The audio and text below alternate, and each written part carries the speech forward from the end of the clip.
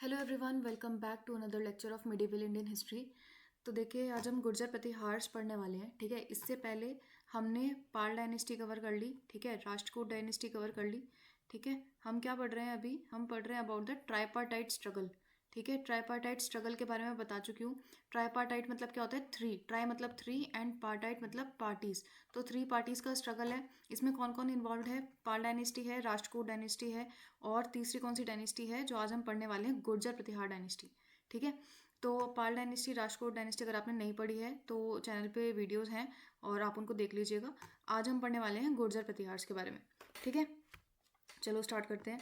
सो Gurjar प्रतिहार्स initially वर clans. ठीक है, कबीले के रूप में थे। दे mainly practised pastoralism and they were fighters. Pastoralism कैसे? चारवाहे थे, तो अपनी शीप्स, गोट्स, कैटल्स, एनिमल्स वगैरह वो एक जगह से दूसरी जगह मूव करते थे। ठीक है, इन सर्च ऑफ पास्चर्स। और कौन थे वो? फाइटर्स थे। वो fighting as a sport activity देखते थे। ठीक है, अब वो कहाँ पे रह रहे हैं? देखो, ये रह रहे हैं western parts of present day India. ठीक है, ये मेनली ये वाला रीजन। कौन कौन सा रीजन इसमें इंक्लूड हो रहा है? राजस्थान है, गुजरात है, some parts of Pakistan and western UP. ठीक है, तो ये इन चारों रीजन्स को मिला के, ठीक है, इन सब रीजन्स में कौन रह रहे थे? गुर्जर प्रतिहार उस टाइम पे। अच्छा, डेक्कन में कौन रह रहे थे? डेक्कन में याद करो, राष्ट्रकूट डायनेस्टी। ओके, तो डेक्कन में कौन रह रहे थे उस टाइम पे? राष्ट्रकूट डायनेस्टी। ओके, एंड अगर हम यहाँ पे देखते हैं इस एरिया में, ठीक है, इस एरिया में मतलब बंगाल या बंगाल वाला जो रीजन है, यहाँ पे कौन रह रहा है? बंगाल में रह रहे हैं पाल्स। ठीक है, तो बंगाल में रह रहे हैं पाल, डेक्कन में रह रहे हैं राष्ट्रकूट डायनेस्टी, और इधर वेस्टर्न इंडिया जो आज का मॉडर्न डे वेस्टर्न इंडिया है, राजस्थान गुजरात वाला मेनली जो एरिया है, यहाँ पे कौन रह रहा है? गुर्जर प्रतिहार। ठीक है, अब देखो, गुर्जर प्रतिहार इनिशियली मैंने आपको बताया ट्राइबल थे। ठीक है, ट्राइबल लोग थे, क्लैंस के रूप में रह रहे थे। तो इन्होंने मिलके एक ये जो लीडर है वहाँ से आते हैं जिनका नाम है नागभट्ट फर्स्ट। तो he was the founder of this dynasty, Nagabhata the first. 730 से 760 एडी तक इन्होंने रूल किया। ही फाउंडेड गुर्जर देश। ठीक है, ये गुर्जर देश कौन सा है? आज के टाइम में southern Rajasthan and northern Gujarat. ठीक है, सदर्न राजस्थान और नदर्न गुजरात, ये जो एरिया है ये गुर्जर देश वाला एरिया है। किसने स्टैब्लिश किया? सबसे पहले किसने स्थापित किया? नागभट्ट द फर्स्ट ने। ठीक है, फर्स्ट रूलर ऑफ गुर्जर प्रतिहार। इन्हीं के टाइम में इन्होंने कैपिटल कैपिटल बनाया अपना भीनमल में। ठीक है, कहाँ पे है? राजस्थान में है अभी। तो अभी देखो, इसी टाइम पे क्या होता है? Arab armies led by Muhammad bin Qasim and Junaid, ठीक है, दे इन्वेडेड सिंध। इसी टाइम पे ये जो अरब आर्मीज हैं, मोहम्मद बिन कासिम और जुनैद जो जिसे लीड कर रहे थे, वो आर्मीज जो हैं वो सिंध को इन्वेड कर देती हैं। But they could not expand further. आगे एक्सपैंड नहीं कर पाए। क्यों? Because of the strong hold of Nagabhata first and Chalukyas. ठीक है, अब देखो, मैंने डेक्कन में अभी आपको कौन सा बताया? डेक्कन में कौन रूल कर रहा है इस टाइम पे? राष्ट्रकूट। ठीक है, तो राष्ट्रकूट से पहले कौन रूल कर रहे थे? चालुक्यास। चालुक्यास के बारे में आपको पढ़ा चुकी हूँ। ठीक है, तो अब देखो, तो डेक्कन में पहले चालुक्यास थे। अब यहाँ पे कौन है? राजस्थान वाले एरिया में, अभी मॉडर्न डे राजस्थान वाले एरिया में कौन है? Nagabhata the first. अब क्योंकि इनका बहुत ज़्यादा स्ट्रॉन्ग होल्ड था इस रीजन में, इस वजह से जो अरब आर्मीज हैं ये और अंदर इन्वेड नहीं कर पाई। इनका जो इन्फ्लुएंस है वो सिंध तक ही रहा, पर सिंध तक इन्होंने अपनी पकड़ बढ़िया मजबूत बना के रखी। ठीक है, अब इसके बाद देखो, इसके बाद जो अगले इंपॉर्टेंट रूलर आते हैं, दैट इज 780 से 800 एडी तक कौन रूल कर रहे हैं? वत्सराज। ठीक है, वत्सराज के बारे में पहले बता चुकी हूँ जब पाल डायनेस्टी पढ़ाई थी। अब देखो, वत्सराज जो है इन्होंने डिसाइड किया कि ये जो पाल डायनेस्टी है इसको इन्वेड करेंगे। ठीक है, पाल डायनेस्टी में उस टाइम पे कौन रूल कर रहे थे? धर्मपाल। ठीक है, बट ही गॉट डिफीटेड, मतलब Vatsaraj got defeated by Dhruv of Rashtrakut. तो राष्ट्रकूट डायनेस्टी के ध्रुव जो है इन्होंने अटैक कर दिया और इन्होंने वत्सराज को डिफीट कर दिया। तो वत्सराज को वापस जाना पड़ा। ठीक है, to recollect and rebuild his forces. कहाँ पे? वापस राजस्थान की तरफ जाना पड़ा। इतने में इसका फायदा किसने उठा लिया? धर्मपाल ने। तो धर्मपाल देन ऑक्यूपाइड कन्नौज। ठीक है, धर्मपाल ने कन्नौज को इतनी देर में ऑक्यूपाई कर लिया, है ना। कन्नौज ही इंपॉर्टेंट है ना, कन्नौज के लिए तो लड़ाई हो रही है। जो तीन पार्टीज लड़ाई कर रही हैं, ये जो मैंने अभी आपको बताई है, यहाँ से डेक्कन से राष्ट्रकूट, फिर ये जो वेस्टर्न एरिया है यहाँ से गुर्जर प्रतिहार, या फिर जो ये ईस्टर्न एरिया है बंगाल वाला क्षेत्र, यहाँ से कौन रूल कर रहा है? पाल्स। तो ये जो आपस में ये जो युद्ध हो रहा है, यहाँ पे जो लड़ाई कर रहे हैं, वो किसके लिए कर रहे हैं? वो कर रहे हैं फॉर कन्नौज, है ना, कन्नौज रीजन के लिए कर रहे हैं। Now give me a second. Alright, अब देखो, वत्सराज के बाद नेक्स्ट इंपॉर्टेंट रूलर कौन आते हैं इसमें? Nagabhata the second. ठीक है, ये थे नागभट्ट द फर्स्ट, ठीक है, पहले रूलर। अब वत्सराज के बाद कौन आए important ruler? Nagabhata the second. अब ये बहुत स्ट्रांग रूलर थे, ठीक है, नागभट्ट द सेकंड। इन्होंने क्या किया? इन्होंने धर्मपाल को डिफीट किया, ठीक है। कन्नौज से कौन रूल कर रहे हैं अब? धर्मपाल, है ना। अभी मैंने आपको बताया ना कि वत्सराज के हार जाने के बाद कन्नौज को किसने एक्वायर कर लिया था? धर्मपाल ने। तो इन्होंने, नागभट्ट द सेकंड ने धर्मपाल को हराया, ठीक है, और कन्नौज को ऑक्यूपाई कर लिया। एक तरीके से इनकी जीत हो गई, क्योंकि कन्नौज के लिए सारी लड़ाई है और नागभट्ट द सेकंड ने कन्नौज को जीत लिया, ठीक है। अब 833 से 836 एडी के बीच में एक वीक रूलर आते हैं, ठीक है। क्यों वीक क्यों बोल रहे हैं? क्योंकि उनके टाइम पे जो कन्नौज है वो इनके हाथ से निकल जाता है, गुर्जर प्रतिहार के हाथ से निकल जाता है। फिर नेक्स्ट इंपॉर्टेंट रूलर आएंगे 836 से 885 एडी के बीच में, जिनका नाम है Mihir Bhoj. Very important ruler, star mark कर लो, ठीक है। एंड इन्हीं को हम बोलते हैं greatest ruler of this dynasty. तो एक तो बहुत इंपॉर्टेंट इन्होंने काम क्या किया कि इन्होंने कन्नौज को ऑक्यूपाई कर लिया, ठीक है। कन्नौज को ऑक्यूपाई किया, साथ में ही इन्होंने मालवा को ऑक्यूपाई कर लिया। देखो मालवा भी उस टाइम पे बहुत इंपॉर्टेंट रीजन हो जाता था, ठीक है, with respect to trade also. और जो भी देखो, जो भी कोई डायनेस्टी, अगर कोई भी किंगडम अगर मालवा को एक्वायर कर ले तो उसके लिए कन्नौज को, ठीक है, कन्नौज को मेंटेन करना, कन्नौज को संभालना बहुत ईजी हो जाता था, ठीक है। तो इन्होंने कन्नौज को भी ऑक्यूपाई किया, साथ में इन्होंने मालवा को भी ऑक्यूपाई कर लिया, ठीक है। फिर इन्होंने सिक्के जारी किए। कैसे सिक्के? सिल्वर कॉइन्स, ठीक है, सिल्वर कॉइन्स जारी किए, ठीक है। अब इन सिक्कों पे वराहा, जो लॉर्ड विष्णु का जो वराहा अवतार है, ठीक है, वो इमेज जो है वो बनी हुई है, ठीक है, बोर इमेज बनी हुई है। साथ में उसके पीछे, उसी सिक्के के पीछे ये टाइटल लिखा हुआ है एक आदि वराह का। तो ऐसा माना जाता है कि हो सकता है कि ये जो टाइटल है आदि वराह का टाइटल, ये मिहिर भोज ने लिया हुआ हो, ठीक है। तो ये याद रखना आपको कि मिहिर भोज के लिए जो टाइटल है वो कौन सा है? आदि वरा, ठीक है। इनके सिक्के पे वरा या बोर इमेज मिली है विष्णु की, विष्णु भगवान की। तो ऐसा माना जाता है he was a devotee of Vishnu. कौन? मिहिर भोज, ठीक है। मिहिर भोज की बात कर रहे हैं कि Mihir Bhoj is a devotee of Vishnu. अब देखो, he got defeated by Devpal, ठीक है। तो ऑल्दो बहुत स्ट्रॉन्ग रूलर थे, बट पाल डायनेस्टी में एक बहुत स्ट्रॉन्ग रूलर थे उस टाइम पे, कौन? देवपाल, ठीक है। तो देवपाल ने इनको हरा दिया, so he could not extend the empire towards east. तो ये ज़्यादा ईस्ट की तरफ मूव नहीं कर पाए। पर इनके बाद फिर एक स्ट्रॉन्ग रूलर आते हैं, मिहिर भोज के बाद अनदर स्ट्रॉन्ग रूलर आते हैं महेंद्रपाल। उन्होंने इस एम्पायर को, गुर्जर प्रतिहार एम्पायर को काफ़ी हद तक ईस्ट की तरफ मूव कर दिया था। देखो, सबसे पहले तो इन्होंने अपना स्ट्रॉन्ग होल्ड मेंटेन किया, कन्नौज, ठीक है। तो कन्नौज इन्हीं के हाथ में रहा।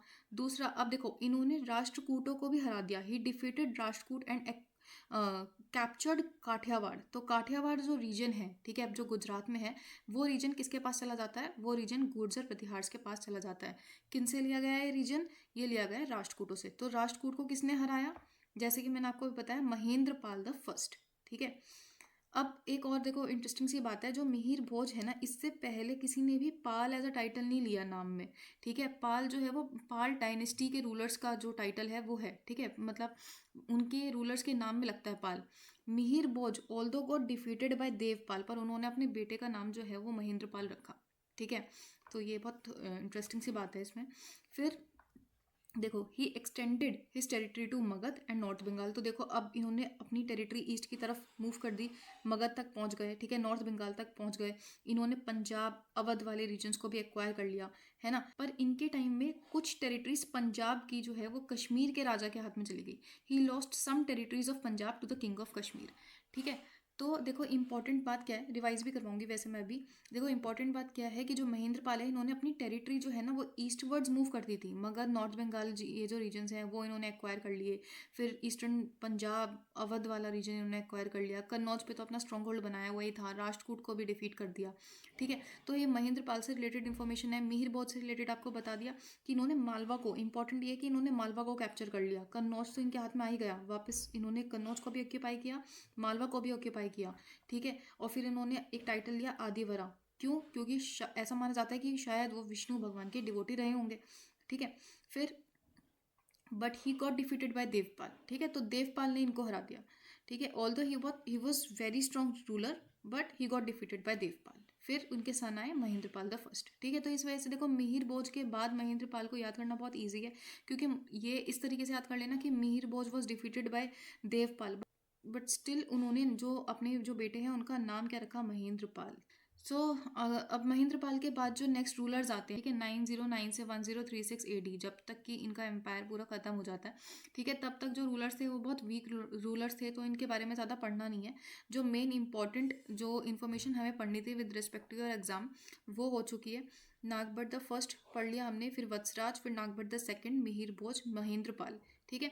नागभट्ट द फर्स्ट के बारे में क्या पढ़ा? अबाउट द गुर्जर देश, he was a founder of Gurjar देश। गुर्जर देश कहाँ है? Southern Rajasthan, northern Gujarat. Capital उनकी क्या थी? भीनमर। फिर तो अरब आर्मीज ने इन्वेड किया, ठीक है, सिंध को, but they could not expand further. क्यों? क्योंकि they were defeated by Nagabhata the first and Chalukyas.